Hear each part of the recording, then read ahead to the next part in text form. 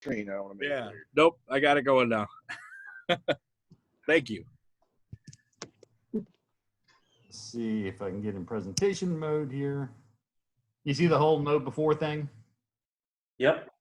Okay, so yeah, so I work as others said, I work for Know Before. We're the world's largest security awareness training vendor. We're headquartered out of Florida. I'm Roger Grimes. I've been doing, I forget the gentleman's name, but he said he had 50 years of experience. That beats me. I've got 33 years, but I think it was a lot of experience. This is probably the most number of years of experience on a Zoom call that I've run across. But so I've been doing computer security 30 years, or 33 years. I've done everything. I was a PC guy, a network guy, help desk guy, even became VP of IT. I used to be a CPA many years ago. I was the worst CPA you would ever meet. I did penetration testing for 20 years. I worked for Foundstone. I've taught a lot. I've written 12 books, over 1,000 magazine articles. A lot of those, I was the weekly security columnist for InfoWorld magazine and CSO magazines from 2005 to 2019. And now I work for Know Before. And what's great is I just get to talk, doing just what I'm doing here. Here's some of my books. The Cryptography Apocalypse, that's on quantum crypto. So we're going to talk about that today before the end of the day. The Data-Driven Defense. That is what we're getting ready to talk about. Matt, you've got the red copy. That's kind of like the first edition. The black copy is the second edition, which, let me know and I'll send you the PDF version of it when we get through with this call. And then I just finished up literally this week hacking multi-factor authentication, which talks about how to hack different types of multi-factor authentication, 50 different ways. I can hack any multi-factor authentication solution you could think of at least 5 ways, and most of them I can hack 10 to 12 ways at least. But anyways, that should be out in a couple of months, I assume. But anyways, the first part is Data-Driven Defense. That's off of that black book. That is the only self-published one out of the 12. And it sold over 30,000 copies. And it's really, out of everything that I've written in my career, it's the one I care the most about, because it really undermines everything else that we all do in computer security. And it's about how to have a more efficient, cost-effective defense. It's a way about thinking about computer security. It's not a product. It's just a way of thinking, because what I found out in my 30-year career, 33, at least 20 of that, I've always been helping. I worked for Microsoft for 12 years as well. I worked for Foundstone. I worked for lots of companies. And I would help, in a given year, I'd probably respond to anywhere from a couple dozen to over 100 companies that had been hacked and attacked and doing security audits. And I would oftentimes tell these companies, well, you need to do this so you don't get hacked again. Maybe they had unpatched Java. Maybe they were being socially engineered. Maybe they were not securing their AWS storage buckets, whatever it is. And out of the 33 years, only one company actually ever did what I told them they needed to do so they wouldn't be hacked. And that's even, sometimes they were hacked multiple times. Sometimes CISOs were fired. I was amazed, because I would say, hey, I'd print up this report and I would say, going back a couple of years, you've been hacked because you have unpatched Oracle Java, and this is the 3rd time, and you need to fix it. And I would come back 6 months, and they would agree. They would nod, everybody would shake their head, and then I'd come back 6 months or a year, and they didn't fix it. Like, no company that I ever gave a report to and said, go fix this so you don't get hacked again. Only one company out of 33 years, which, interesting enough, it was the USDA. You wouldn't think that, but that is just the random data point. But they actually did everything on the report. But everybody else did all kinds of other stuff. They would buy, CrowdStrike. They would buy, some appliance and all this other stuff. And then they get hacked again and again and again. But they wouldn't do the thing that didn't cost anything at all, like better patch. You need to better patch your browsers, or you need to stop social engineering, or you need to check your permissions and make sure that you have the least permissive permission. So anyways, I got kind of frustrated, and I did research and tried to find out why it was that way and how to fix it. And what I found out is most people in computer security are just overwhelmed. I'm going to kind of skip things, but overall this talk is just to help you put the right defenses in the right places and the right amounts against the right threats. And hopefully I'll make you think about computer security a little bit different in the next 5 minutes or so. But really, it's to ask the right questions so you get a better defense. The biggest problem is there's a huge gulf between what you're being told your biggest problems are and what your biggest problems really are. You're told to fear all sorts of stuff in the world in computer security that really aren't your biggest threats. And so it ends up making people evaluate computer security wrong. I give some examples. Like, have y'all all heard about like RFID credit card hacking? You know, our credit cards are coming out with these RFID radio frequency wireless chips on them. And, you know, supposedly the hacker can come by your credit card. They make them on the credit cards and then.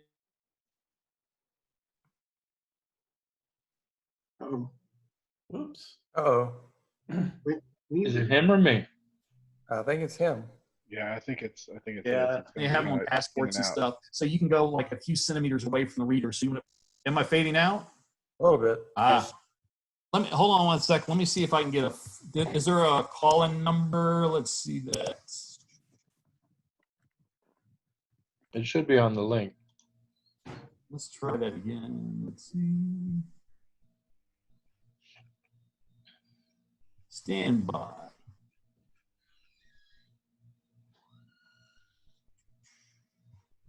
Don't want to mute my audio.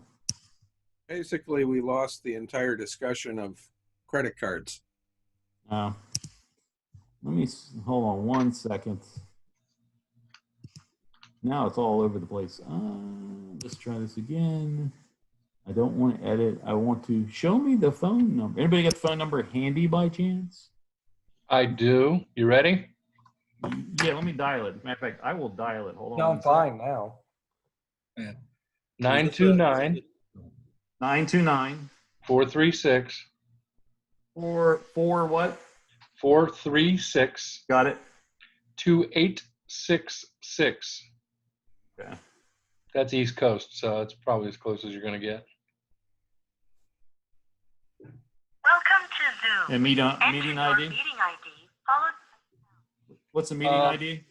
965 036 Yes.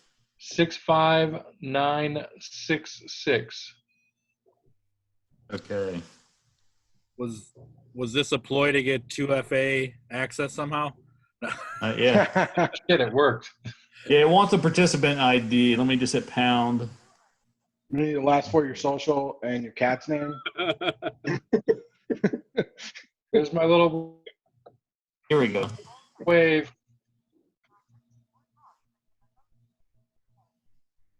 Okay, now it says I've been on the hold. We can hear you twice. Yeah. Okay. Okay, stand by. What's funny is my Zoom screen is going into the double zooming. Get big again. Start zoom, big zoom, big zoom. If I mute your computer, you should be able to talk now. Okay. Yep, there you go. Yep. Roger Grimes coming to you 1, 2, 3. Here we go. Okay. Sorry about that. I live in Key Largo, Florida, so sometimes it gets kind of drops out. But anyway, so going back to sorry about that. The RFID credit card shielding products. Well, you have your RFID credit cards, and if you go on YouTube and you say, you know, RFID hacking, they'll show all these hackers that are reading these credit cards, and they steal your credit card information. That's the idea. And so there's $1 billion industry around trying to, you know, to make people to offer these shielding products that will protect your credit card from being wirelessly hacked. And we probably all gone to computer security conferences where they have a little credit card shield you can put your credit card in, even at no before we give them away. And you can buy wallets that are made of this material. You can buy purses that are made of this material. My wife said she even went and saw some jeans that advertised that they had RFID credit card shielding material in them. But I like to point out to people there's never been a single real world crime that an RFID credit card shielding product would have stopped. So there's this entire billion-dollar industry that exists to fight a crime that has never happened in the real world.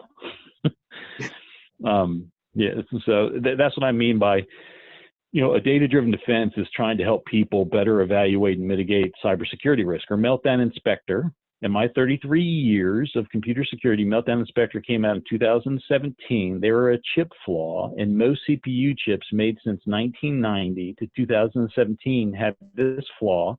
The flaws were discovered by 3 different sets of researchers, a couple of months apart. It was kind of weird. People were wondering how 3 different people independently came up with these sort of chip flaws at the same time. But if you didn't have the patches, no matter what your operating system did to try to stop it, they didn't care if you had Windows or if you had Linux or you had Unix or Apple. If you didn't have these vulnerabilities patched, the hackers could exploit you by doing these Meltdown Inspector exploits. And when they announced it in 2017, they actually showed, they had example exploits that they had videoed showing how easy it was. There was even 130 real world computer worms that would exploit you using Meltdown or Spectre. So that it could be what's called weaponized or wormed and take over the world. And everybody was told, you need to patch. But again, there has not been a single real world attack of Meltdown Inspector in the real world by a real criminal against somebody on the internet. But still to this day, if you run a patching report or a vulnerability report, they will tell you that it is critical that you patch those 2 flaws and those chip flaws. And that's what I mean by the biggest problem is that everybody's telling you that you have all these things to fear, but the reality is the vast majority of it that we're told you don't really need to fear. Let me keep on going here. And the reason why is that we are all, if you're in computer security, you get somewhere between 13 to 45 different threats a day after day, year after year, that you're told that you need to be worried about. Last year, there's 12,174 exploits. Year before that, almost 17,000. Year before that, almost 15,000. And you were told that you have to patch these right away. Somewhere between a quarter to a third of them are ranked with the highest criticality, meaning that if they exploit your computer, they can take over your computer and or your network. The average length of time it takes a hacker to go from one exploited computer to taking over your network is about 2 hours. So that's pretty wild. And most of these exploits have low complexity, which means easy to do. You don't have to be a rocket scientist or Albert Einstein to make these exploits work. So that's a pretty tough job that we have, thousands, tens of thousands of exploits that we have to worry about. Easy for them to be committed, and somewhere between a quarter to a third of these with the highest criticality. On top of that, there's hundreds of millions of malware programs each year, and there's all kinds of hackers trying to break into your organizations, right? Everything from potentially nation states to ransomware to financial criminals to information theft criminals, IP criminals, script kiddies. It's a lot of risk. And unfortunately, it kind of hits you like an avalanche. Like every day in computer security, we are being told to fear something. And the media and vendors are sending us things to be fearful of, and they give them names like Sandworm and Satan and things like that. And they remember Sandworm? I can't even remember what vulnerability that was. Was that like an SSH vulnerability? That was Heartbleed. And Heartbleed had nothing to do with heart or bleeding. Sandworm had nothing to do with sand, but they made a cartoon character that looked like the worm in Dune, and then it made it look like it was going to eat a human body or something. And so the next thing you know, we're all having to respond to Heartbleed and Sandworm and Devil Worm and that sort of stuff. And we just end up with all these projects. The average person that I talk to has somewhere between 40 to 80 projects that they're running and maintaining. Usually have 10 number ones that they're being told that they have to hurry up, get, a hold of. And it's lots of other things that end up making it inefficient. Human beings are very poor at risk evaluation. I live in Florida, like I said, Key Largo, Florida. I live on the water. All my guests love to go with me on my boat. And whenever we get out in the ocean, they're like, hey, are there sharks here? I'm like, well, you know, if there's salt water, but I tell them, don't worry. The most risky thing you did today was not possibly swimming with sharks. And I even tell them there's never been a unprovoked shark attack in Key Largo history. But they, you know, I said it's since the 1880s, but they don't care. The first question they ask is, what's unprovoked mean? I go, oh, it means you're not petting a shark or holding a bleeding fish or something. But I said, you know, your odds of dying in the car on the way to my house today were like 1 in 30,000. If you look at the Florida highways in US 1, your odds of dying in a car in your lifetime are about 1 in 50 to 1 in 100. But people don't care. They're still scared about the sharks. Or me, you know, I fly before COVID. I flew on planes all the time, and I know that my odds of dying in an airplane are 1 in 11 million. But every takeoff, I'm a little bit nervous. Well, I should really be nervous in the car, not in the airplane. Or even when you tell people, you know, like I love this. This is a stat from Bill and Melinda Gates Foundation. Said more people are killed every day by mosquitoes than shark attacks in the last 100 years.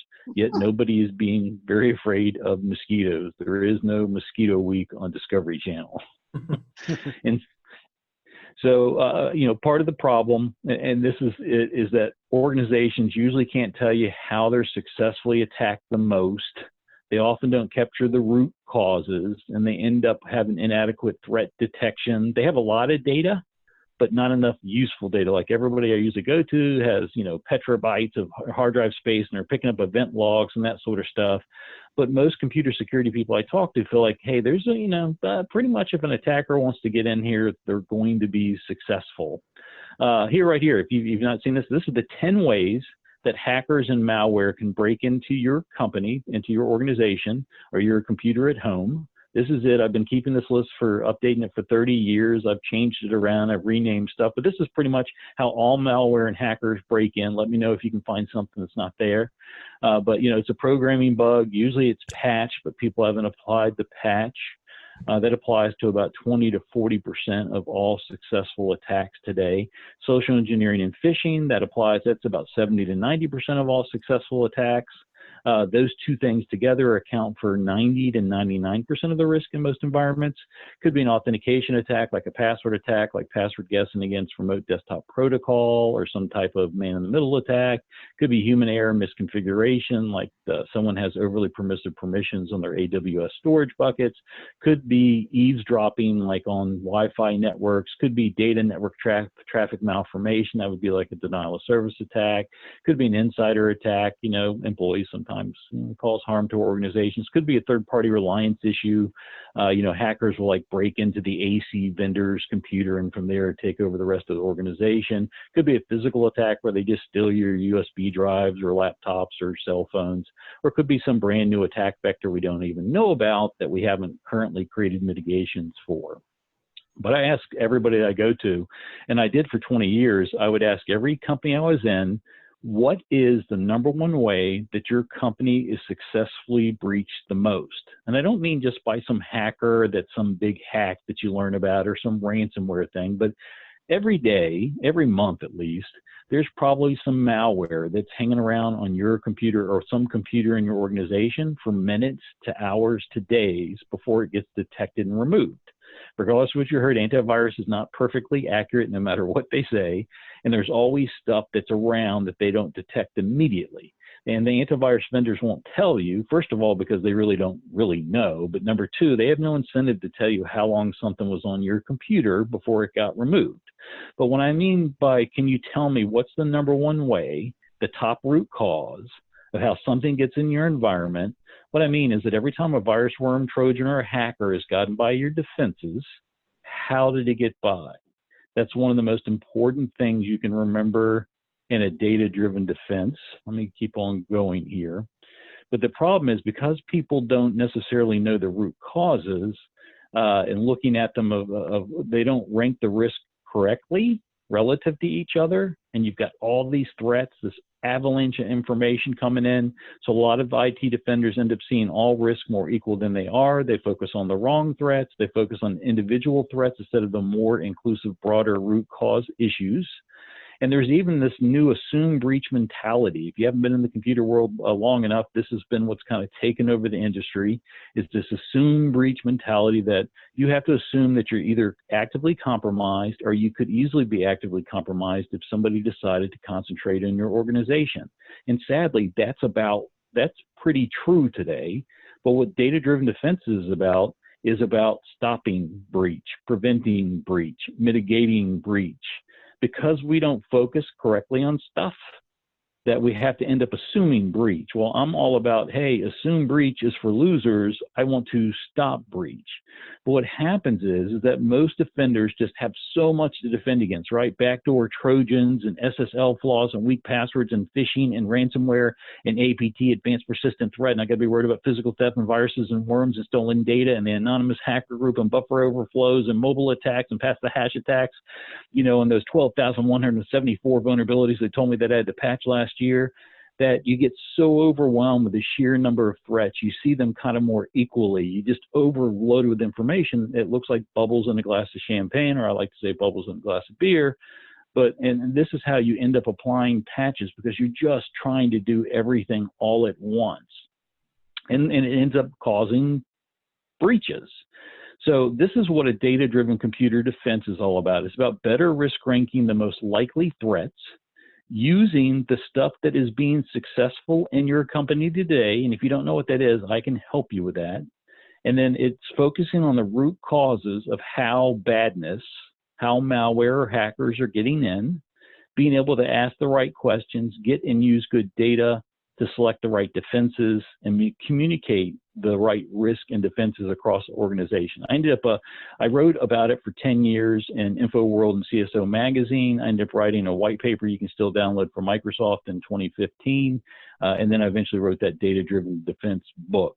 But this is really what it came out to, is that this is one of the most important things, is that you need to focus on how things break in, because if you don't focus on how things break in, you're never going to stop it. Meaning, like, if ransomware breaks in, ransomware is not really your problem. Ransomware is a symptom. How did the ransomware get in? How did the ransomware get across your environment? Or pass the hash attacks. If you don't know what that is, pass the hash attacks, that's where an attacker breaks into a Windows machine typically. They get local administrator. From there, they dump all the administrator passwords that they can on the machine. Many times they're in services. And from there, they escalate their privilege to domain administrator. And then they take over the Active Directory domain controller, dump everybody's password hashes in Active Directory, and take over the environment. The Russians are on record for averaging 8 minutes from taking over a single Windows PC to taking over the entire environment. But the average hacker takes about 2 hours. But what I like to tell people is that pass the hash and ransomware is not your problem. It's how those things got in. How did the attacker first get local admin? How did the attacker get domain admin? How did the ransomware get in there? When ransomware or a virus or a Trojan or adware or something gets on a computer, it got there somehow. Somebody got tricked into running something they shouldn't. Somebody had something that was unpatched. Somebody had something misconfigured.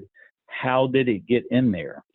And what I found when I did research for 12 years is that most companies are spending so much time just trying to defeat ransomware or pass the hash attacks or a virus or a Trojan.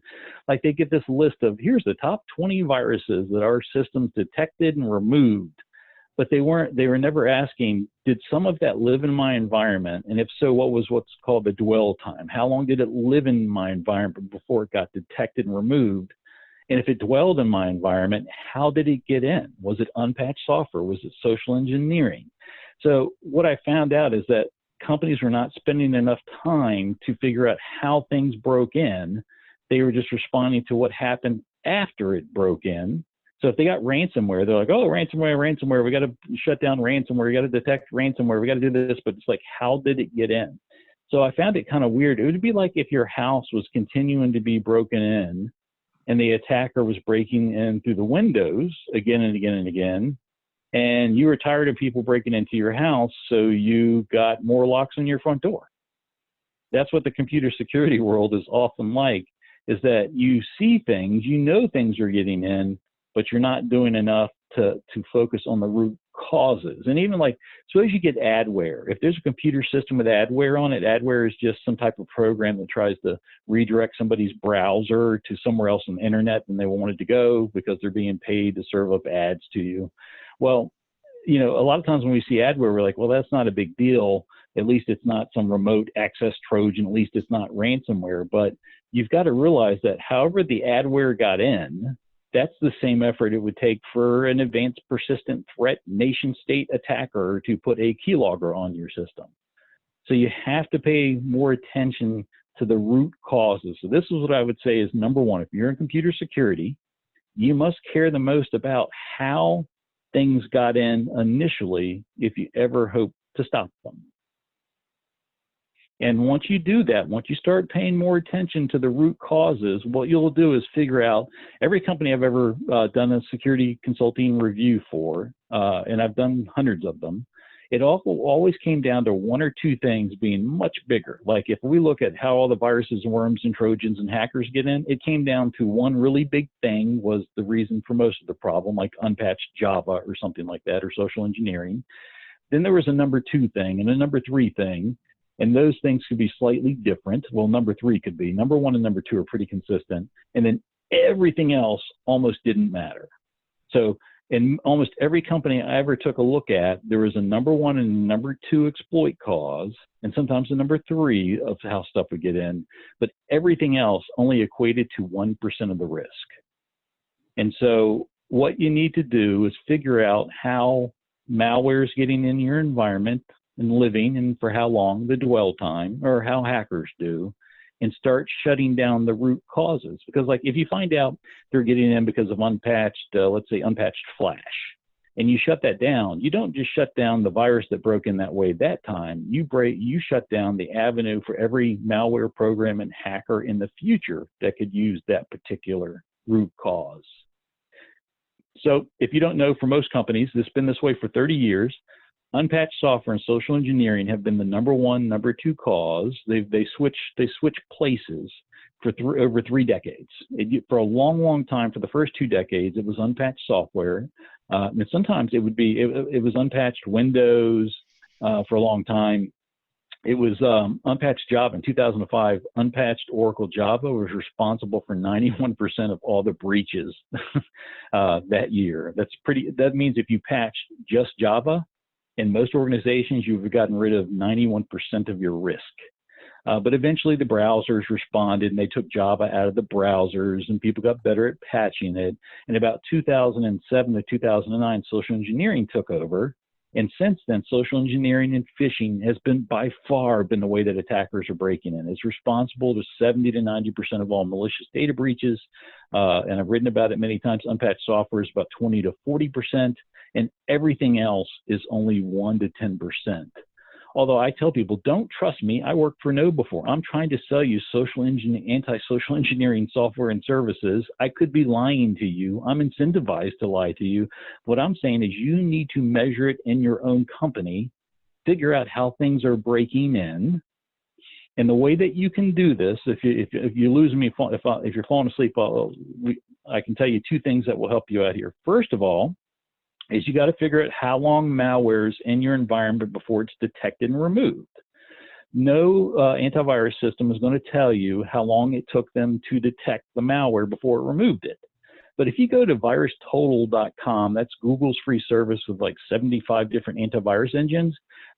All those antivirus engines, whenever you submit a real virus or something, they're constantly missing stuff.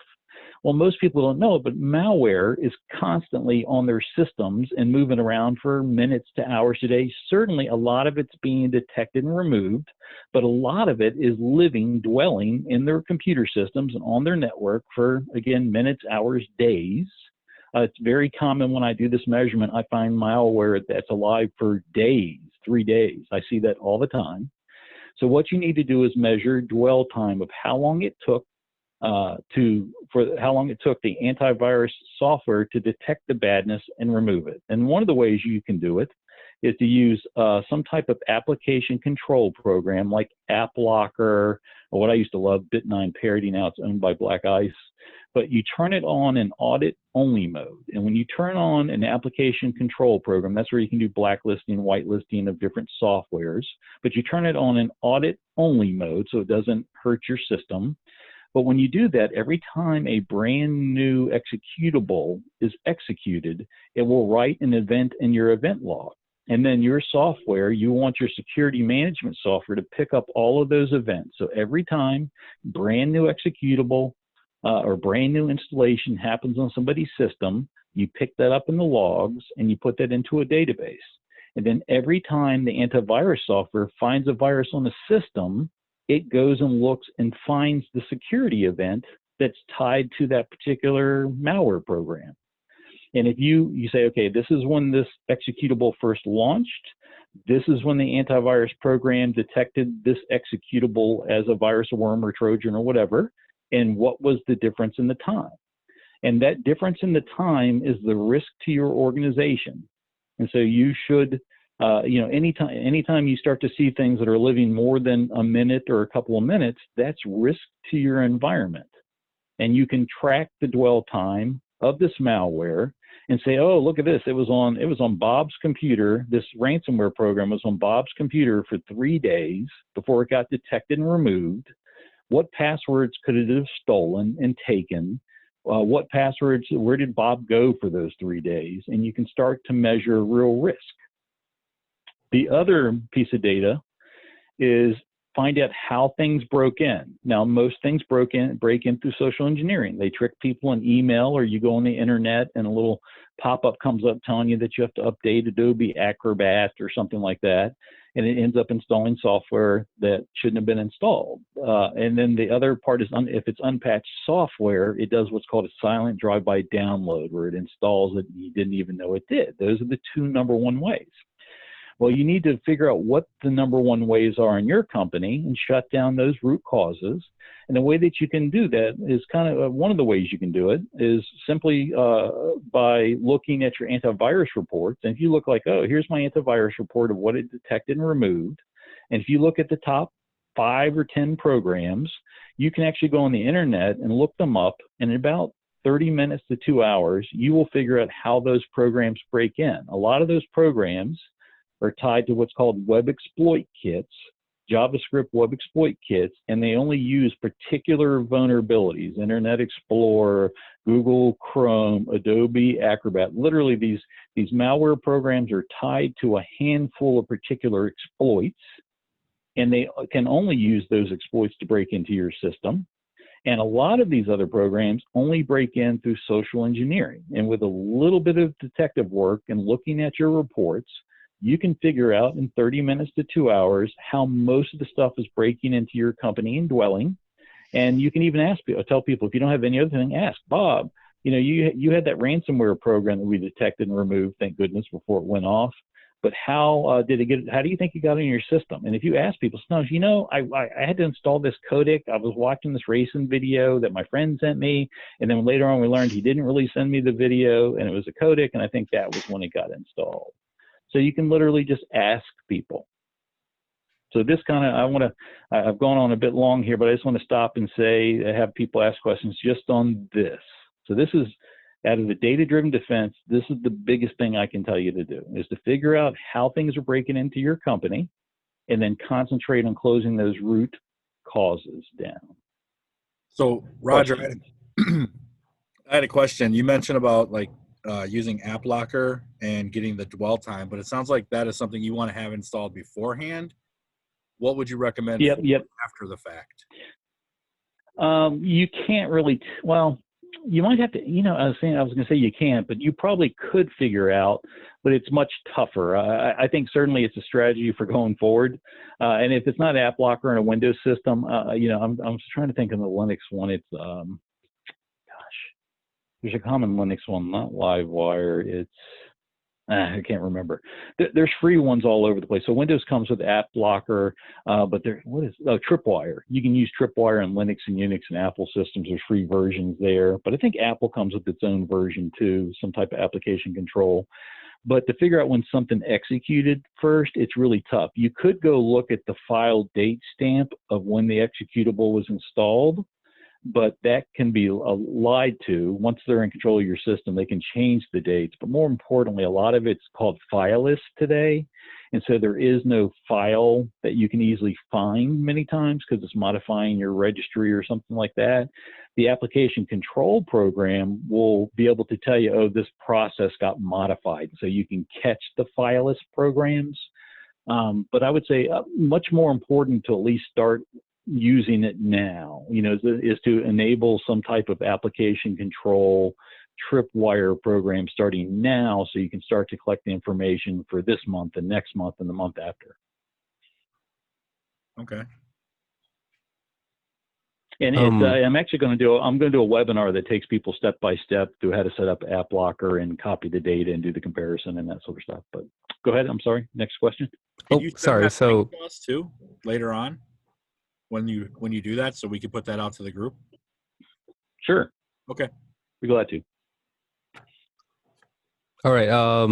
I joined a little late. I'm Ivan. I have a question regarding so we do basically least privilege, for our whole organization. Nobody has admin privs at all, actually. Awesome.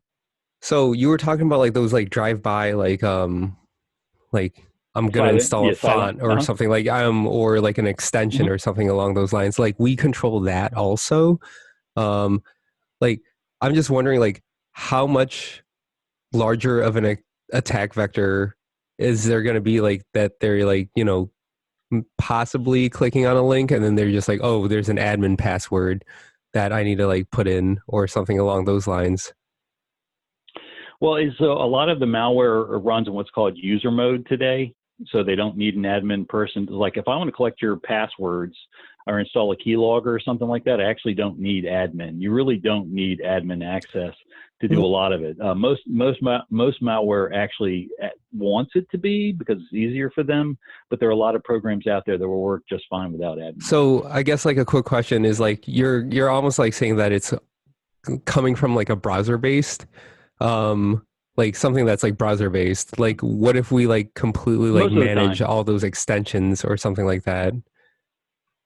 Well, it depends. I mean, so it's very tough today to always manage it. If the user gets a prompt, they're in a browser and they get a prompt, do you want to run this program? Do you want to run this script?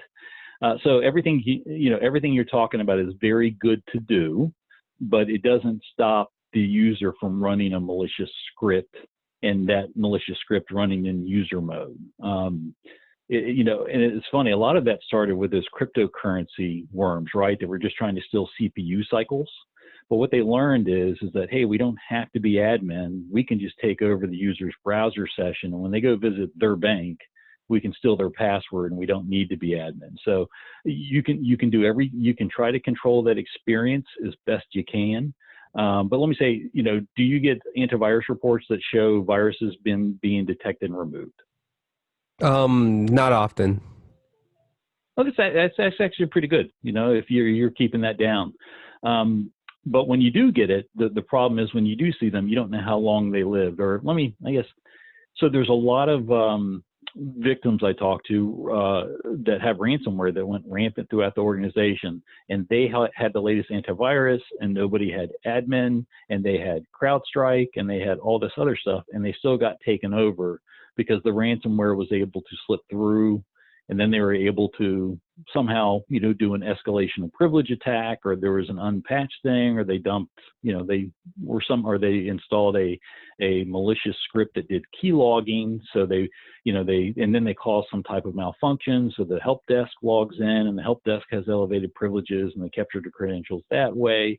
So, I mean, it just depends, but it sounds like you're doing a lot. You're doing a lot better than most people if you're controlling the browser session pretty significantly. But just controlling, whether they can add extensions or not, just whether they have any admin credentials or not, that's not going to completely save you. If it did, the whole rest of the world would be doing it, and nobody would ever be hacked. So then, at that point, I just want to add to this, so we have multiple subnets, and then each of those subnets are basically surrounded by a moat. Would that possibly and then obviously, like, all the data is backed up, like on site and then off prem. So I'm just wondering, like, is it one of those situations where we need to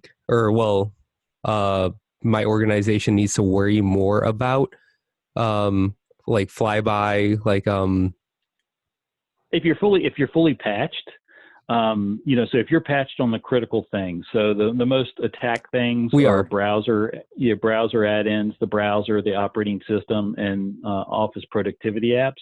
On servers, it's web servers, database servers, operating system, and the remote administration programs. If you're really well patched on those things, that will save you from a lot of the drive-by downloads. So then it comes down to and if that stops it from it being invisible to the end user. But then you've got all the, it says I needed to click here to update my Chrome browser, right? Like I get that about twice a month, is I'll get this fake, you need to update Google Chrome. And one of them even went to a website a couple of months ago. It was called GoogleChromeUpdates.com. I mean, I was like, wow, man, this is a great name. So if they ask the user, do you want to run, or, you're going to MSNBC, Fox News, or something like that, and all of a sudden there's a little button at the bottom like, do you want to continue running this script? As soon as they say yes, that could be a malicious script that then starts to record, they're opening up your applications. So, you're saying no one has admin, right? But they may have admin in Salesforce. They may be, we're trying to protect the data. And we don't have to just protect Windows local and domain and schema administrators. We need to also protect the administrators into our applications of access to the data we're trying to protect. So the scripts may start keylogging and then capture that information and then use that into an attack later on. But so it's a combination of everything. But it sounds like I got to tell you, it sounds like you're doing a lot of the right things. Thanks. Roger, you had mentioned that, through all the 30 plus years of companies and things like that you've gone through and made these recommendations and done these security assessments, have you ever seen a specific certification or audit or some kind of regulation that somebody followed that helped them with any of this, that maybe kind of led them in the right path? No, they all hurt them. No, I mean, let's say these days, the NIST cybersecurity framework. I love it. A lot of people are coalescing around it. And there's, the ISO 27000 and this and that. There's the SANS, top 20 and the Internet Security Center and all this stuff. But what happens, let's say with most of those things, HIPAA and Sarbanes-Oxley and, all those guides, they're like 100 pages long, and they tell you have to do 1,000 things. And unfortunately, let's say that one of the biggest things any company can do is just educate their employees on how to fight social engineering and patch their software. Those are the two best things that anybody can do. Yet those will, in most, like in the NIST cybersecurity guide, I think that's 3 paragraphs out of the 80 pages. Same thing with Sarbanes-Oxley and HIPAA. They look, and when you get a compliance audit, they're telling you to do everything. And let me give you another example. Everybody's so worried about password policy. Should my passwords be 8 characters or 12 characters or 17 characters, and what should be the complexity and how often should I have them changed? Well, NIST 3 years ago looked at the data for 20 years and went, your password policy has almost no impact upon your security. And when it does have an impact on your security, people that use long, complex passwords that are forced to be changed every 90 days are more likely to be hacked because of those passwords than if they had simple, non-complex, never-changing passwords. Like NIST looked at the data and said, the password policy we've been telling everybody to do for 20 years, it turns out it's wrong. And most of that is because password hacking, very rarely do they guess anymore. As long as you don't have a password called password, you're not probably going to be hacked. But what NIST said was, it turns out that when you give people long, complex passwords, they repeat them on several websites.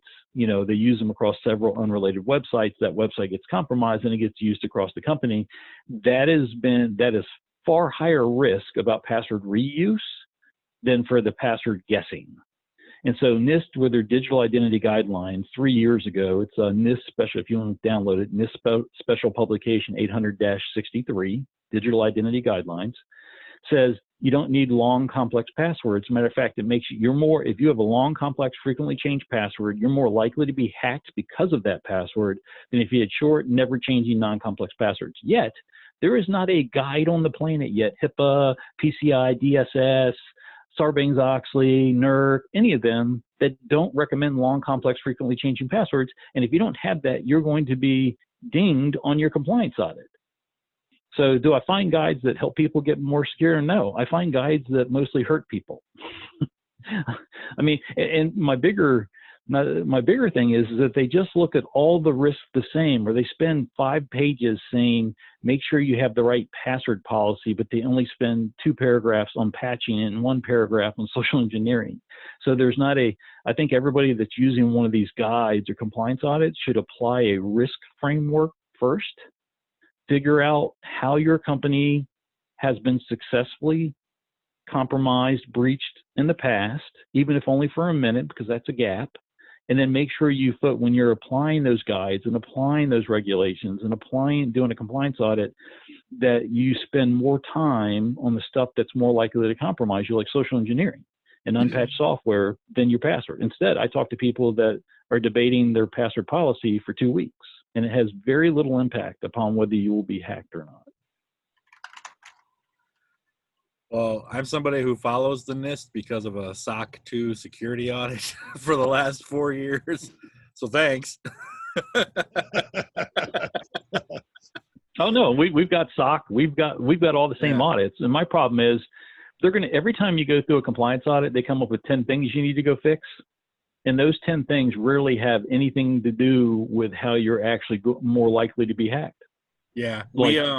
Yeah. Over the last 4 years, I've actually got it down to about a 2.5-hour audit because we were flying through. And last year I convinced them to go against the 90 days, and we went to a year-long password. Yeah, good. Fantastic. So, you're way ahead of the game. Yeah. So even when I'll go somewhere and they're like, oh, my red team found these 20 ways that we can break into the server. You need to ask yourself, is anything the red team done remotely similar to how you would really be broken into? And in the past, were you actually ever broken into? Or you run a Qualys vulnerability scanning report, and it's like, you need to fix these 50 things in your code and these 50 things on the server. Have any of those things been used to break into you in the past, or any of those things likely to be used to break into you in the future? Like when I was at Microsoft, we run the Qualys report. It's finding 50 vulnerabilities on every server, and it's 1/3 to 1/4 is all high risk, high risk, high risk.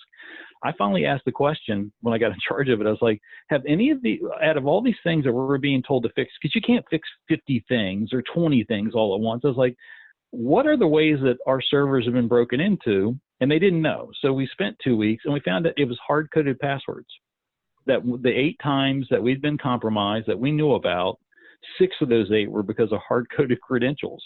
Well, we modified the Qualys report so that if it found hard-coded credentials, that was the number one thing you had to go fix first before you did anything else.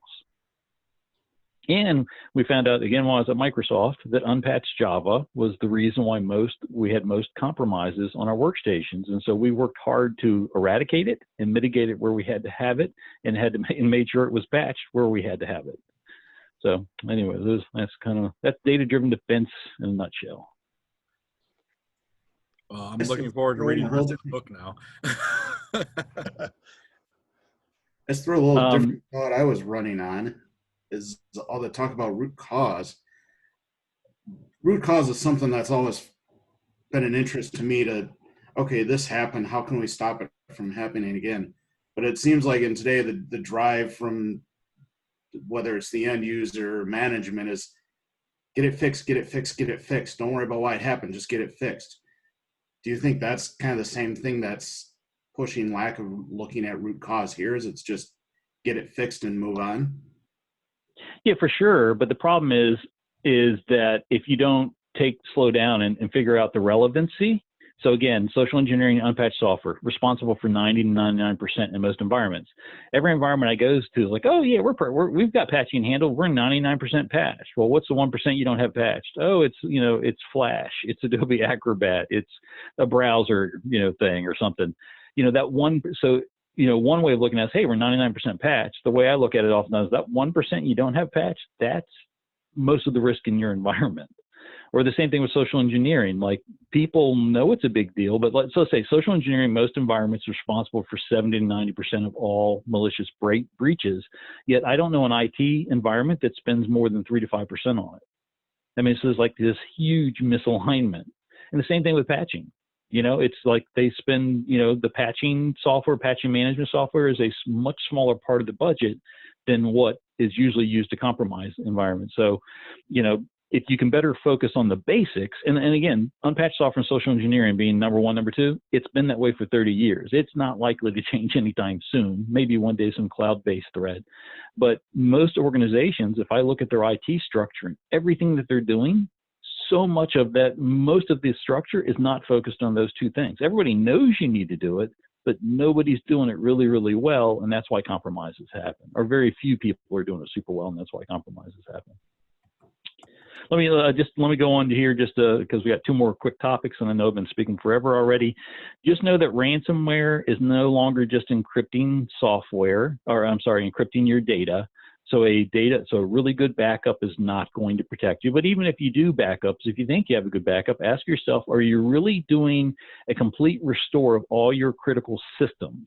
Almost no company I've ever been to, when I go, oh, are you doing a test restore? Like, yes. What they meant is they did a test restore of one server or 3 people's files in accounting 3 months ago. But did they do a complete restore of a complex critical system, all the front end, all the back end, all the middleware, all the involved DNS systems? Did they really do a complete restore to see that they could restore critical systems? Very few environments ever do that. The people aren't given the time, the money, or the resources to do it. So I would just caution people, make sure that you do, if you're worried about data ransomware and that sort of stuff, make sure you have truly tested restoration of your critical systems, because you don't want ransomware to be the first time that you actually have to test whether or not you truly can restore. And it's not going to be 3 hours, it's going to take days. But with that said, these are the things that ransomware are now doing. I call it ransomware 2.0 or nuclear ransomware, but they are stealing intellectual property and data. So the average ransomware program is in an environment for around 8 months before it goes off. So the ransomware breaks into somebody's workstation. It then dials home and tells the hacker, and the hacker's got hundreds to thousands of them a day. Him and the gang go through and figure out what companies they've broken into. They then run password collecting worms and Trojans. They use PowerShell. They used to use Empire PowerShell. They'll use TrickBot Trojan to pick up passwords, and then they'll take the time, and they'll insert themselves in emails, they'll read emails, they'll figure out, well, how is this company, what's their crown jewels, and then they'll copy those crown jewels off the system. They'll steal all the employees' passwords. So think about it for 8 months. Where do you go on your business? Do you ever go to your banking site on a business system? Do you go to Facebook and Twitter and Instagram and all that stuff while you're at work? They're capturing all those passwords. They're capturing your customers' passwords. They're stealing all the credentials. They're copying it all off the net, and then they will tell you that they'll set the ransomware off, and you're like, no, we're not going to deal with you because we have really good restoration. It's like, well, we have your data, and we're either going to publish it publicly or give it to hackers. They're actually sending emails to the victims' employees and customers going, hey, we broke into Roger's systems because Roger doesn't know how to apply patches. We've asked him for $3 million, which is just 2% of his net revenues. He's not paying. So we've got all your passwords. We've got your social security number. We've got your account, your credit card information. We have all this information about you and the customers. And because Roger doesn't care, we're getting ready to release that on the internet, and your life's going to become a living hell because Roger didn't care enough as your employer to pay 2% of net revenues. And then they're announcing it on the internet. And this is, so if you don't know this about ransomware isn't just encrypting your data, it's stealing the data, stealing the credentials, and then threatening the company, and they're attacking the employees, they're attacking the customers. That's today's ransomware. Having a good backup is not going to save you. So what's the key? You got to stop them from breaking in by concentrating on root causes and the most likely root causes. So Roger, I know there was a few instances of this a couple of weeks back. Has this been still really been that prevalent? I mean, the last one I can think of off the top of my head was the law firm. I want to say like in crap. I don't remember where, but they had, some high level clients, but has there been recent stuff that hasn't been announced or anything or? Yeah, it's very, very common. So it first time we saw this was in November 2019, where, gosh, who was the game that did it? Not Our Evil. I can't remember the gang, but anyway, so in November 2019, we started to see a gang start to say that they were going to do this, and they threatened it, but they really didn't do it. In December 2019, they actually started to do it. By January and February of 2020, all the gangs were doing it. It was just 2 months ago, just 10% of the instances. It's now close to 40%. The average ransom went from $11,000 to $15,000 2 years ago to, I think it's $257,000 now, because more people are paying. It went from 40% of the people paying to almost everybody paying now. It is very, very common to see now. I guess when you're saying that now that everybody's paying, the threat is real then. So what they're doing is they're just avoiding it. Yeah, it's interesting. Not everybody's paying, but I have some good friends. That's all they do for a living. Not good friends, good acquaintances. All they do for a living is help people recover from ransomware. And about 6 months ago, I was like, how many people are paying versus non-paying? And he had told me at that point he hadn't had a customer that didn't pay in close to a year. But I do know there are people that don't pay, but you almost have to get lucky in that you capture the ransomware before it's gone off or before they've captured your data. So that, so the average ransomware program's in your company for 8 months, and that you catch them before they copy the data off of there. So, or you're maybe small enough that they think you're just, they want to do whatever makes you say uncle first or fast. They just want to get paid. They don't really want to hurt you. They just want to get paid. But I've also seen a lot of companies that will publicly say they don't pay, but the vendor they're working with actually does pay. As a matter of fact, there was another guy I read where he posed as both the victimized customer and as the ransomware attacker, and he involved 3 recovery companies that claimed that they never paid for the key, but they would get your data back. All 3 of them were paying for the key. Nice. But you as a company that hires them can say, well, we have a policy not to pay the ransom, and it's culpable deniability or whatever. How plausible is it, or how frequent is it where people pay the ransom and then they're still victimized? I know that was kind of yeah. So I know most. There's always recovery work, even when you pay the ransom. I do know in most cases when you pay the ransom, your recovery is cheaper and faster. But there are some ransomware programs that are really, really bad. Some that the ransomware people will tell you that it's not even worth paying. But they actually tend to filter out, because if they don't get paid, if they get known as, hey, this ransom, even if we give, so I hear that it's really low. It's like 1 to 9% of the ransomware people don't give you the key when you pay, but part of that is because the authorities have taken them down or taken down their Bitcoin drives or whatever. So sometimes there's this, hey, law enforcement's actually working, and they put down the ransomware guy before he can give you the key. There's a smaller percentage where the ransomware they just don't give you the key even if you pay. But a larger part is they give you the key, or usually it's multiple keys these days that you have to buy. But that, when they ransomware your data, your servers and stuff, it's not like they're a really good backup, right? They're just locking up the servers in the middle of processing, and most people I know still have days to weeks of recovery, even with the data, even with the keys, because they have to get everything synchronized, and then you have to do testing and make sure that it works. So but everybody tells me that it's typically faster recovery when the keys are provided, no matter what. And then what's your thoughts on like cyber insurance? I'm a pretty big fan. I got to tell you, a couple of years ago, I thought it was real bogus, and I was kind of, I wasn't a big fan. Now I think it is for a couple of reasons. One is it's fairly low cost still.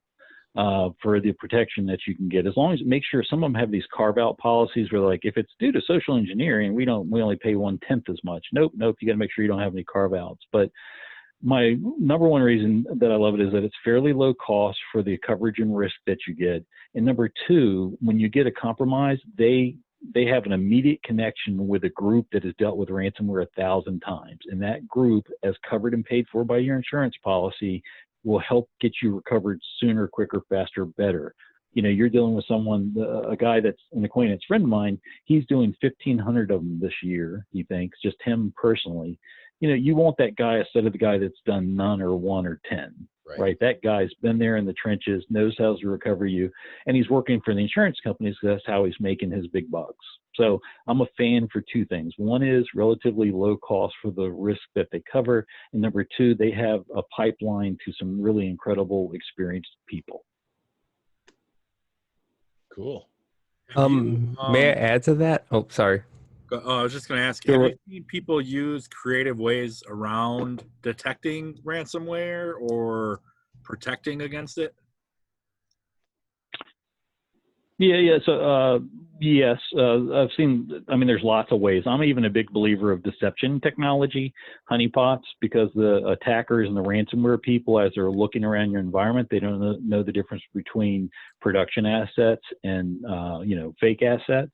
And I think that's a great way to get early warning. But there's other things you can do. You know, I think the Verizon data breach reports, it's something, what was it, 70% of the time the attack is in the event logs if only you looked. Only use what? I'm sorry. If only you looked in your event logs. Like everybody's collecting the event logs, but they're not.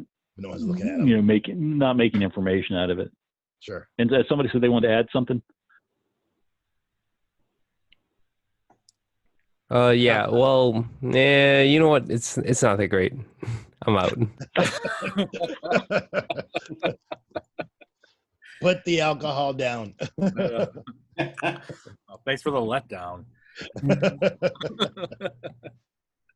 So just, if I was to say anything to anybody out of this, is just make sure to communicate with senior management that ransomware is no longer a data backup problem, right? It could potentially be more than that, and you have to be prepared for it to be more than that. I do have one little funny thing to add. I was in a situation where, we had the ransomware and we had, paid to get the key, and we're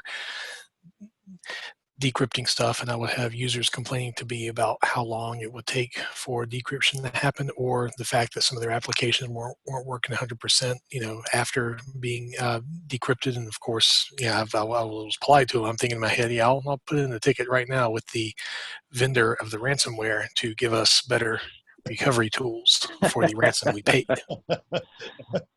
Yeah, I've seen that. Or, it's kind of crazy is the ransomware negotiators, right? Where now you have these professional, I know people that only for a living help negotiate ransomware. It's so bizarre.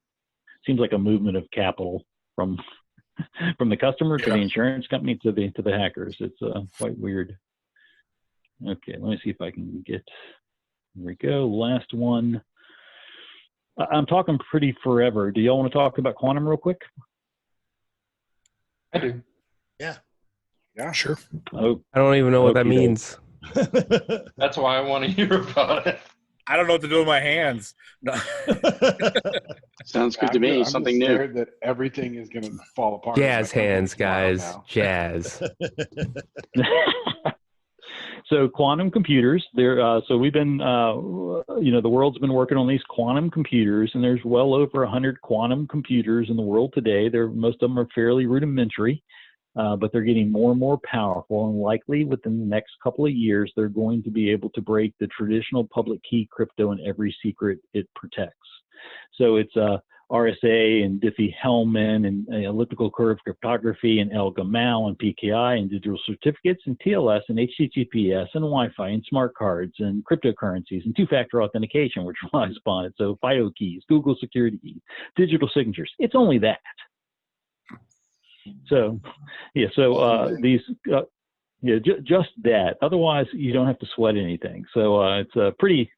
So again, and we don't have a long time to go into it today, but just know that there's these quantum computers. The world's working on it. China's working on it. America's working on it. We're spending billions of dollars. They're spending billions of dollars. The primary competitors are America and China. Most other countries, Australia and Italy and France and Sweden and all that stuff, they're all into one country or another. Russia's in there, and again, we're like Microsoft alone has 8 quantum supercomputer centers dedicated to it. There are quantum networks and quantum computers and quantum chips, and you can buy quantum stuff today. And there needs to be this, if you're going to try to break, let's say, an RSA key, so asymmetric public-private key, with a quantum computer, it needs to have enough bits, which in the quantum world is known as qubits. They need to have double the number. So if I have a 2048-bit RSA key, I need a quantum computer with double that number of bits plus a couple to break that key.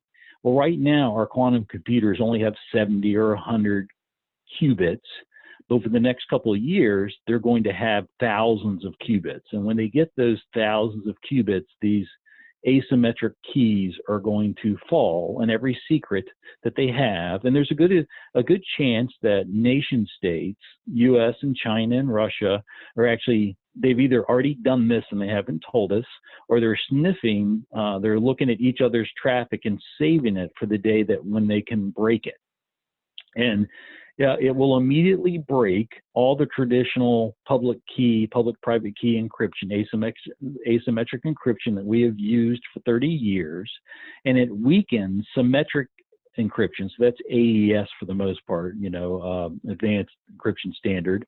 It weakens, it cuts its strength in half, and the same thing with hashes and random number generators. But the big thing for symmetric hashes, for everything that's with a symmetric AES hash, you just have to double the key size. So from 128 to 256 or 250. Actually, with AES, you just have to be at 256. The NSA says you should be at 192 or above, but really you should be at 256. So if you're using AES encryption, symmetric encryption anywhere, and you don't have 256 bits, you need to get to 256 bits. In the next couple of years, the asymmetric stuff is going to fall, and you need to move to what's called post-quantum crypto. Right now, the world is working on, let me kind of get past here. I'm going to have to skip all my quantum stuff because I love quantum stuff. That's one of my favorite topics in the world, but we don't have time to talk about it now. Although I guess this is kind of cool. I was interested. Buy the book. Yeah, really. So imagine if you're trying to calculate all the possible combinations on a chessboard. So you got your 64, white and black squares. So that'd be 2 to the 6. That'd be like having an encryption key with 2 to the 64. Each option was represented by a grain of rice of all the possible moves you could make. The number of grains of rice would be as high as Mount Everest. What? Well, yeah, that's pretty big, right? That's a lot of rice. And if you went to like 2048, it would be more numbers of grain of rice than there are atoms in the universe. So really, really difficult to break. With a quantum computer, they can break that in a couple of seconds. Yeah, so the brute force factor of 4096-bit prime number equation. So if you don't know, most asymmetric encryption, public-private key encryption, RSA Diffie-Hellman, works by multiplying 2 very large prime numbers and trying to guess what those 2 prime numbers are. It takes more guesses than the known atoms in the known universe. There's more than 125 million atoms in the period at the end of this sentence. So you just couldn't do it. There's not enough energy in the known universe just to guess and figure out what those prime numbers are. Conventional computers can't do it, but quantum computers can do it in seconds to 2 minutes. So that's the problem. They just have to get the number of qubits. The first quantum computer was in 1998. Now in 2019, there's likely over 100 quantum computers, and Google announced that they hit, is it Google? Yeah. That they hit quantum supremacy last year is a very rudimentary problem. But I just talked to a professor the other day that thinks that we're going to have thousands of qubits within 2 years. There's lots of quantum computers out there, lots of different types. The D-Wave, you ever hear about D-Wave? D-Wave quantum computers are kind of different types of quantum computers. Some people don't even think they're real quantum, although they are, but they're not the D-Wave computers. D-Wave has like 2048 bits at least, but they're not the type that breaks the encryption. It's the other types. But IBM's working on them, Microsoft's working on it, Amazon's working on them, Intel's working on them. There's quantum computers everywhere. These are some of them right now. You can buy quantum chips. Let me go on here. The problem is that the qubits, the quantum bits they make, they're not very stable, but they are making more of them and making them more stable these days. And today you can actually buy quantum microprocessors. There are several cloud connected quantum computers you can play with at IBM and Microsoft. There's quantum secret key distribution where you can create quantum secret keys and distribute them across quantum networks. There's quantum random number generators. There's even a cell phone right now that's sold in South Korea that has a quantum random number generator in it. There's quantum programming languages, quantum development kits, quantum compilers, quantum networking. There's multiple quantum networks in regions throughout the world. There's quantum cryptography that they're working on. There's quantum satellites.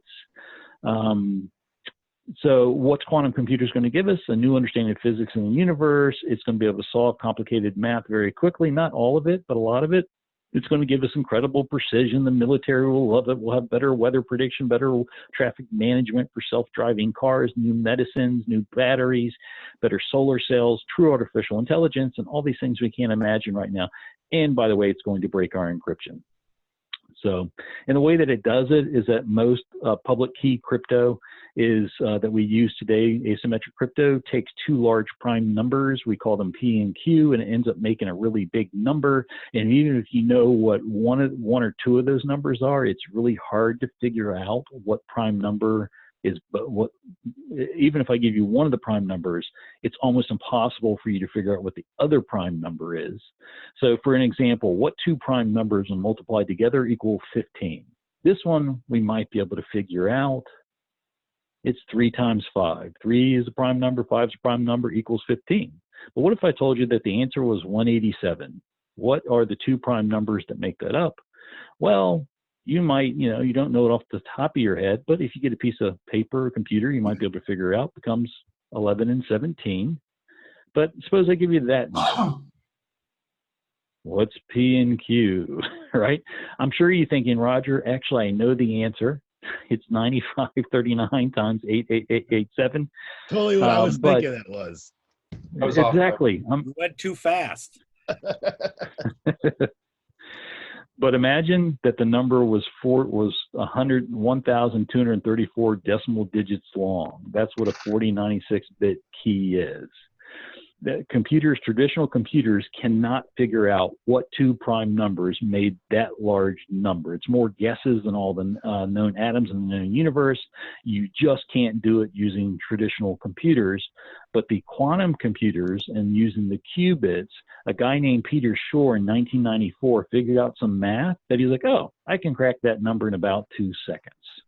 So quantum computers have this extra dimension to them that this guy figured out, oh, literally, he takes it's really kind of weird. It's called Peter Shor's algorithm, but he actually has to guess wrong. So he takes a random guess at what the prime numbers are. He's got to guess prime numbers, but he just picks any two prime numbers. And if he doesn't solve it, which he usually doesn't, the algorithm is almost always going to miss. Then within 8 guesses, they can figure out what the two numbers are using quantum computers. It's kind of wild. So it's called Shor's algorithm.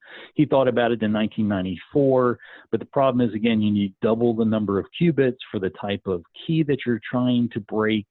And really, it turns out when he figured it out in 1994, the algorithms today are actually better. So, and then Grover's algorithm, another guy in 1996, figured out how to basically find things much faster, what's called a quadratic, speed up for these unordered searches. And what it ended up doing is taking symmetric encryption. So it's a quadratic speed up, but it cuts symmetric encryption in half. So if you had AES 256, once quantum computers get powerful enough, it's like it can break it in half immediately. So it would be like you had AES 128. So if you have anything protected with AES 128 today, it's really like you have AES 64. So how long should they do it? No one knows. I've been following this for over 30 years. And when people say, how long do you think we get quantum computers? I would forever say 10 years. And I realized Bruce Schneier, and a friend of mine, was like, Roger, how long have you been saying you think 10 years? And I realized I've been saying it for 20. And everybody was. If you asked any quantum person, when do you think they're going to have quantum computers capable of breaking the encryption? Everybody would say, in the next 10 years, the next 10 years. Now it's in the next 2 or 3 years, probably. And on the outside, it's 10 years. It's probably 5 years or 2 or 3 years. No one really knows. I actually think it's already been done, and our government's not telling us. But the NIST and the NSA 4 years ago said now is the time for all companies to start preparing for this. Yeah, the time is now, right? So of course, you all have your post-quantum plans figured out, right? Oh yeah, for years. Yeah. Standard. Yeah, I'm just preaching to the choir. No company I've talked, and that's it. Yeah, almost no company I've talked to outside of like who's talking the NSA. shit about me? Sorry, did I wake you up? I was drinking my beer. So how can you prepare? Education. But here it is. This is what you need to do, and that's what my quantum book's about. You need to make sure that your symmetric key sizes are at least 256 bits. The NSA says 192, but that only gets you a couple of years. You want to be 256. So that's what you need to do. If you've got symmetric ciphers, so really what you need to do, and I've got it here. Let me go here. Yeah, so remember that, so symmetric encryption is not as vulnerable. The 128-bit is the bare minimum, but once that really means it's 64, and we haven't broken 64-bit crypto yet, but we will. We've broken 56-bit, so 64 is around the corner. You really want to have 256. And AES is still good. Blowfish, Twofish by Bruce Schneier is pretty good, and these other ones are still good. Your quantum-resistant hashes are SHA-2, which is what everybody uses today. We're going to move to SHA-3 in the future, and Microsoft uses that PVK, DF2, and that sort of stuff. But we are creating NIST, and the whole world is fighting to create these quantum-resistant ciphers. They got really cool names: Crystal, Kyber, and Frodo, and Three Bears, and New Hope, and Bike, and all this other stuff. Or I like Crystal's Kyber and Crystal's Dilithium because it refers to Star Trek and Star Wars, and I would love to have crypto I have to use for 30 years that's named after Star Wars and Star Trek, or Frodo. But so what they've done is they actually, NIST a couple of years ago started a contest called the Post-Quantum Contest. They invited everybody to participate, but you had to give your cipher and make it open source. 88 people applied. A bunch of them were broken right away.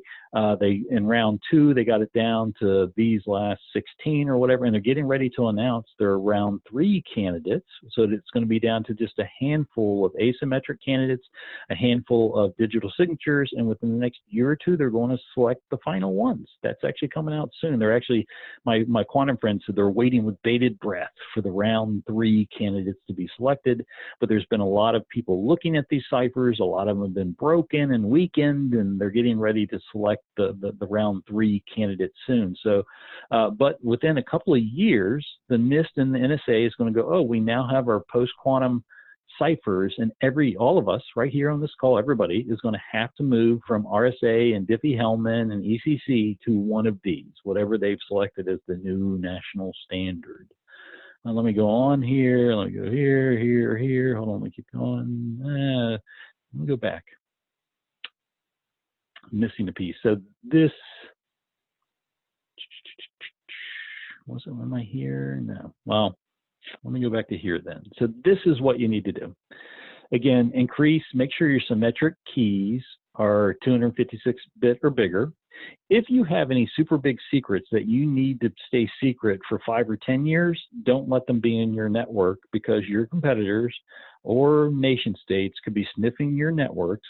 And even though you think you're protected because it's encrypted, they can just save it till quantum computers get powerful enough in a couple of years and then break your secrets. So you need to actually do an inventory. You need to start doing a cryptography inventory of your environment. Find out what are the encryption ciphers you use for symmetric and asymmetric and hashes and that sort of stuff. Collect them and figure out which ones are quantum susceptible, and the ones that I've listed in this talk. I'll send all these slides to y'all. And when they're susceptible, if they're symmetric, you can start to increase those sizes now, and then pay attention to what the NSA is doing, because within 2 years, 3 years, you're going to have to upgrade all your existing asymmetric ciphers to a quantum resistant cipher. So you want to make sure that you're not buying weak ciphers today. You may want to put in your contracts in your language, like you don't want to be buying something that's using AES 128. You want to tell every vendor that, hey, I want to use encryption that is 256-bit or bigger. You want your key sizes to at least be 2048 on the asymmetric side, if not 4096. And just be prepared, because within a couple of years, there's going to be a massive upgrade everybody's going to have to do.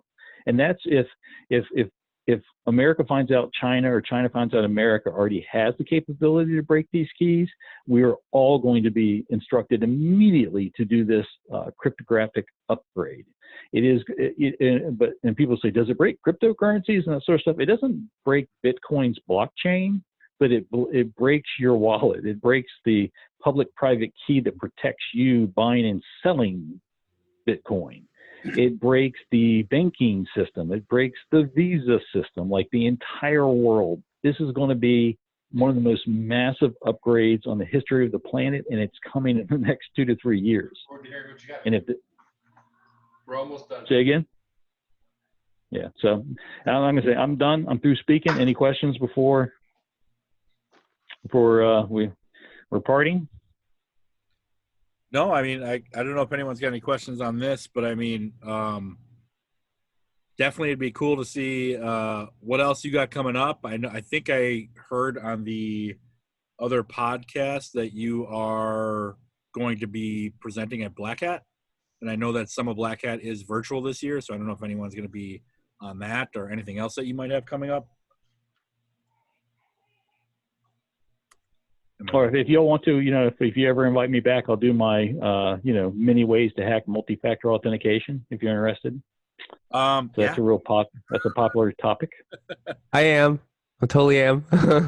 Well, you may have to come to the Atlanta meeting, because I think we're next. Yo, Jabroni, can you ever may you ever sign this? No. Sorry. Yeah, I do. I sign books. I get sent books. But you have to mail them to me with a mailing label to send back to you. Oh, yeah, totes. I got this. I got a stamps.com sub, so we're all good.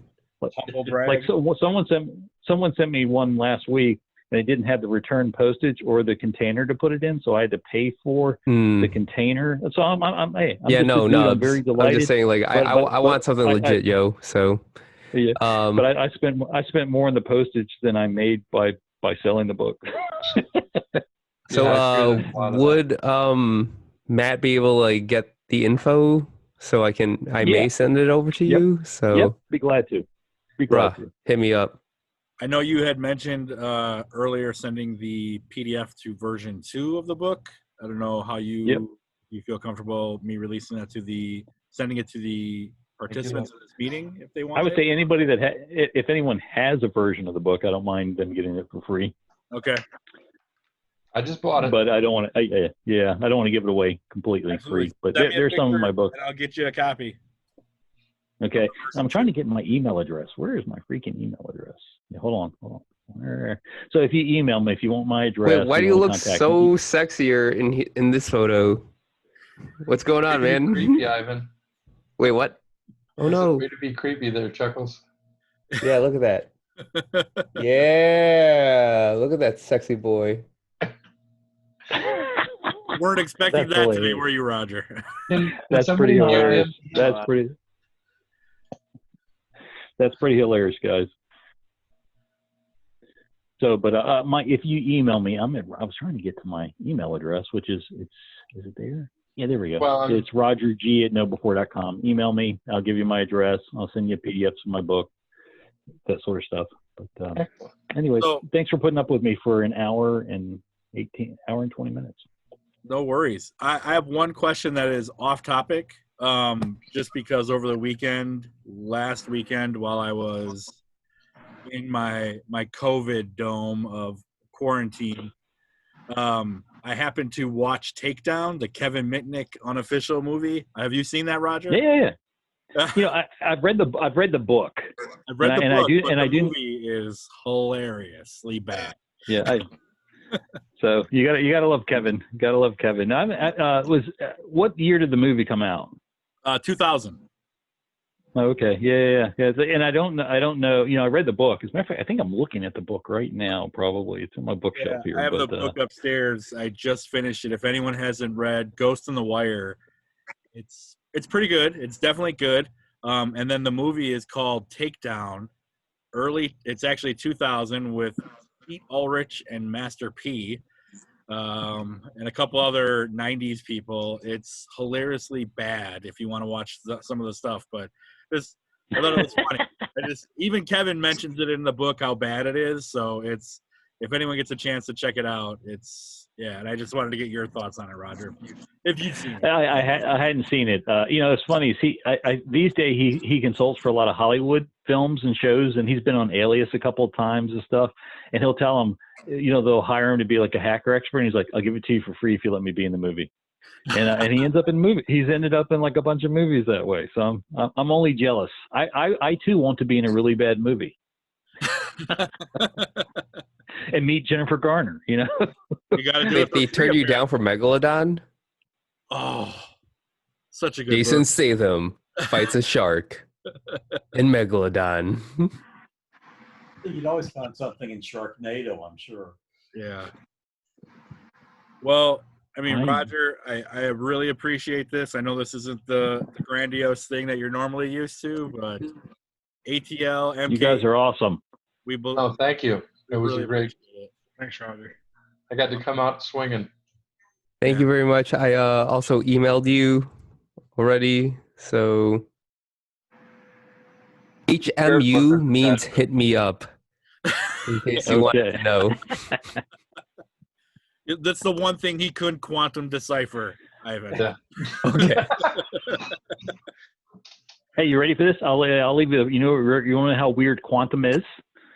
When you meet somebody in person, the quantum physics of what's called entanglement means that your quantum bits entangle with their quantum bits, and for the rest of your life, while those quantum bits are commingled, let's say that your cells regenerate completely in your body, I think every 8 months. But when Matt, if I was to meet you in person, or a girl or whatever, when I look at you, the photons that bounce off of you and enter my eye, the photons entangled with the cells in your body. They become entangled. They enter my eye, go into my optic nerve, up to my brain or whatever. But for those 8 months, those cells are entangled with the person that you saw. And those cells, when they turn in that person as well. They're forever entangled. Entanglement is when any two quantum particles touch. They stay entangled for the rest of their lives. Nothing can break it. And as long as you have those pieces in your body, you regenerate all your nerves every 8 months. When those quantum particles change in that person's body, they change in your body. So it's kind of funny. It's like the butterfly effect. There is everything we look at, every person we see, traffic sign, grass, street, car, everything you're doing is actually becoming a part of you in a small quantum subatomic way. So one question, one statement. The question is this COVID friendly then? We're all entangled now. That's right. That's the whole reason the masks aren't working. Turns out it's just quantum entanglement. Oh, God. And then the second statement, dude, I would I don't know, I'm gonna say this towards all of SpiceCorps MKE. I would like a quantum, legit quantum, a discussion with Roger. That'd be legit. I'm just saying. And I love talking about it. It's one of my favorite topics. If you want to know what I'm doing, I'm either fishing or talking about quantum. That's what I do for hobbies. I love quantum. PHISHING fishing or? Yeah. Like I live in Key Largo on the water, so I like to go fishing when the weather allowing. But quantum stuff, I bougie like. guy. I love quantum stuff. Nice. Well, everyone, thank you. Really appreciate that. I mean, Roger, again, many kudos. Really appreciate you stooping down to our level. One day, hopefully, we'll see you at an actual Spice World, and when all this clears, and that'd be awesome. Rock, I'd love to be there. An ATL closeout. That's it. Thanks for letting us coattail, Matt. No, absolutely, man. No worries. So, thank you, everybody. I'm going to go have some ice cream and drink. And everybody else have a good night. And we'll try to get something going soon again. And Roger, I'm going to email you because I still want to pick your brain about some risk assessment stuff and things like that. So I hope that's okay. And I don't know. Yep. Wants to reach Any out. of y'all, email me if you want. Absolutely. All Everybody, thank you again and really appreciate this. This was awesome. Atlanta folks, I'll put a meeting up for probably September, October timeframe as soon as I can get a vendor. Awesome. Invite Milwaukee too. We'll see. No, yeah, you're invited. Just not Ian. Not Ivan. PTO, I'm driving down there. That's it. Gosh darn it. Thanks all. Thank you guys. Take care. Goodbye, everybody. Be safe. Thank you. Goodbye. Bye.